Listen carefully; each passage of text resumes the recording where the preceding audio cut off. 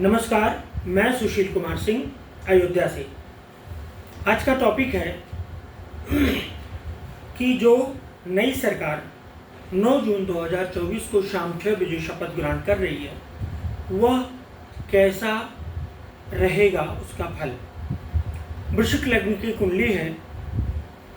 लग्न का स्वामी मंगल छठे घर में है।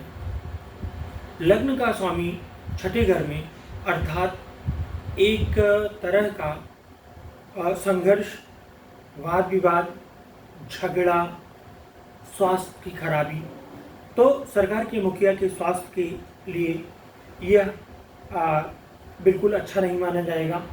दूसरा, कोलिशन पार्टनर्स भी मतलब अच्छा व्यवहार नहीं करेंगे, सरकार को बार बार समझौते करने पड़ेंगे। लेकिन क्योंकि वृश्चिक लग्न है तो सरकार कभी कभी खुद भी डिच करेगी अपने पार्टनर्स को, अपने कोलिशन सहयोगियों को। कभी कभी कुछ मामलों में वो तंग कर सकती है सरकार खुद भी। वृश्चिक लग्न की, वृश्चिक राशि की यह व्यवस्था है स्कॉर्पियंस की। अब हम देखते हैं सातवां घर। सातवां घर कोलिशन का होता है, सहयोगी दलों का होता है, गठबंधन का होता है, विवाह का होता है, साझेदारी का होता है, व्यापार में साझेदारी का होता है, इस तरह का। तो मतलब कोलिशन या पार्टनर्स को हम इस तरह से देख सकते हैं। सातवें घर में सूर्य, बुध, बृहस्पति, शुक्र है। सूर्य 10वें घर का मालिक होके 7वें घर में बैठा है, बहुत बढ़िया है, कोई भी मतलब अच्छा है। पर वहीं पे शुक्र 12वें घर का स्वामी और 7वें घर का स्वामी होके सूर्य के साथ बैठा हुआ है और सूर्य 24 डिग्री पर, शुक्र 26 डिग्री पर। तो शुक्र तो यहाँ अस्त हो गया। शुक्र अस्त हो गया अर्थात कोलिशन भाव का जो स्वामी है, सहयोगी दलों के भाव का जो स्वामी है, वह पद, वह भाव अस्त है। तो यह एक अच्छा खराब हुआ। दूसरा, सूर्य 24 डिग्री पर, शुक्र 26 डिग्री पर। सूर्य शुक्र पुनः ग्रह युद्ध, ग्रह मतलब प्लैनेट, ग्रह युद्ध मतलब प्लैनेटरी वॉर की सिचुएशन में है। In the situation of planetary war. तो प्लैनेटरी वॉर मैंने जैसा कि बताया था 4 जून को भी था। बुध, बृहस्पति, सूर्य और शुक्र का प्लैनेटरी वॉर उस दिन चल रहा था और मैंने रिजल्ट्स बताए थे, अनएक्सपेक्टेड होंगे।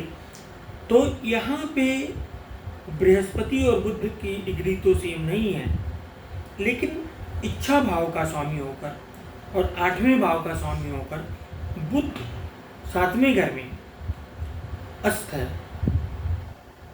तो बुध भी अस्त है, शुक्र भी अस्त है, बृहस्पति, सूर्य।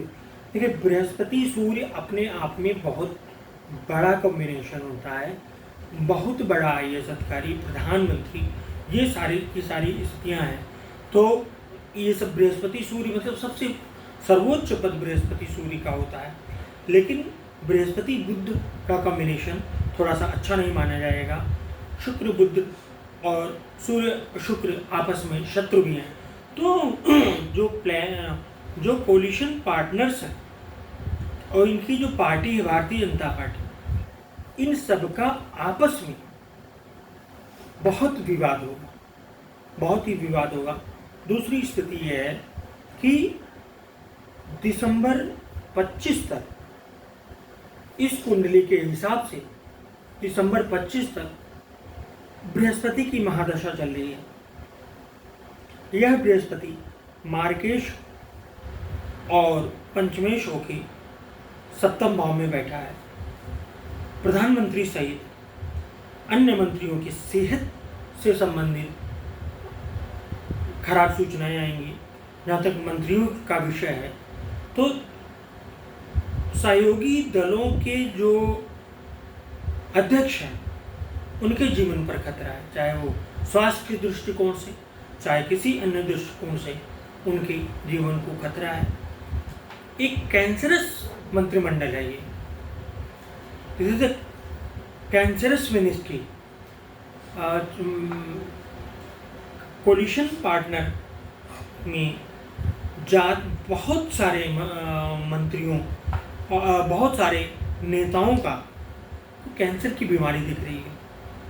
मैंने इसके पहले बताया था, जिसमें स्वयं भाजपा के ही 3 बड़े बड़े नेता हैं जिनको कैंसर से वो कुंडली के अनुसार उनके अंदर पनप रहा है।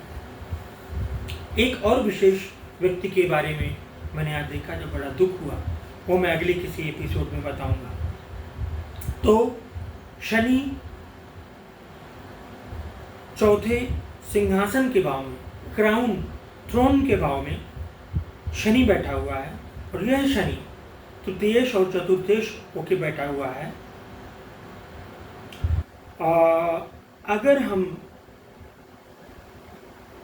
नाड़ी दृष्टियों को लें तो राहु शनि का संबंध बन रहा है, मंगल राहु शनि का संबंध बन रहा है, शनि राहु मंगल बुध सूर्य बृहस्पति इन सब का संबंध बन रहा है। तो पहला चीज, कोलिशन पार्टनर्स में झगड़े होंगे।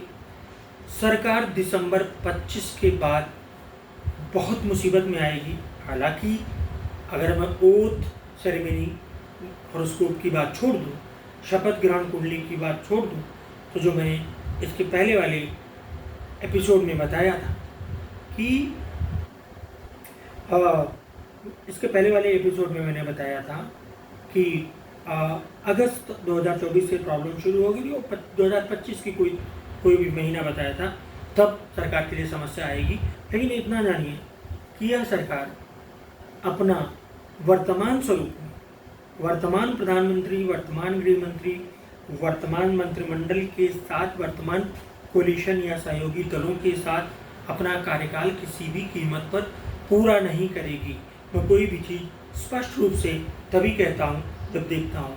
मैंने किसकी सरकार बनेगी नहीं बनेगी सिर्फ इसलिए नहीं बोला था क्योंकि मुझे भाजपा की कुंडली प्रभावी नहीं दिखी थी, पीड़ित दिखी थी, और पीड़ित होने का मतलब स्वतः तो सरकार नहीं बना पाई, इसलिए मैं कोई भविष्यवाणी नहीं किया, मैं चुप रहा था। तो यहाँ पर क्या है, लग्न का स्वामी मंगल छठे घर में बैठकर द्वादश भाव लग्न को और चंद्रमा को पीड़ित कर रहा है। चंद्रमा को एक बुरी तरह से पीड़ित कर रहा है। तो महिला मंत्री की वजह से कोई महिला मंत्री बन जाए, किसी महिला मंत्री की वजह से समस्याएं आएंगी, इसको आप नोट कर लीजिए। क्योंकि चंद्र में शुक्र की दशा चल रही है, तो मार्च 2025 तक ये दशा चलनी है। मार्च 2025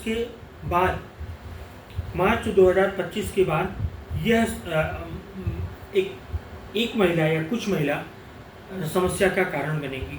ठीक है, अब मैं पूरी कुंडली का अगर विश्लेषण करूं तो शनि मंगल को देख रहा है।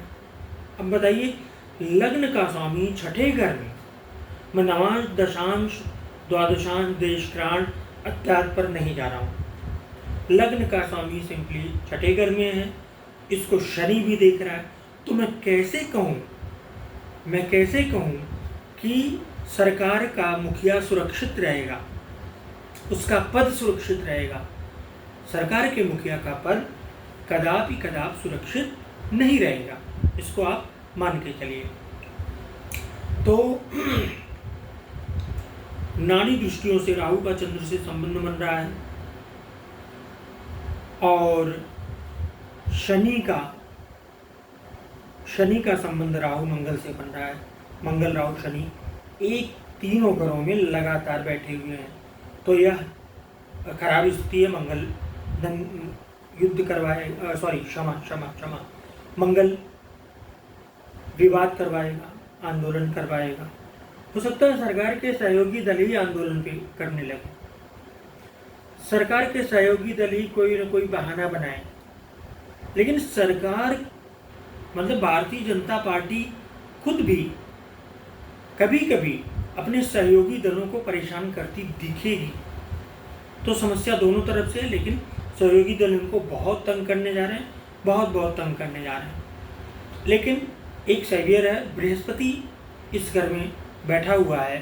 बृहस्पति तो हम राजनाथ सिंह की तरह के कुछ लोग को समझ सकते हैं, और थोड़े लंबे चौड़े हैं, तो बृहस्पति कुछ हद तक संभालने की कोशिश करेगा, लेकिन उसमें जो सूर्य बैठा है, सूर्य बहुत ही, आप समझ ही सकते हैं, एक बहुत ही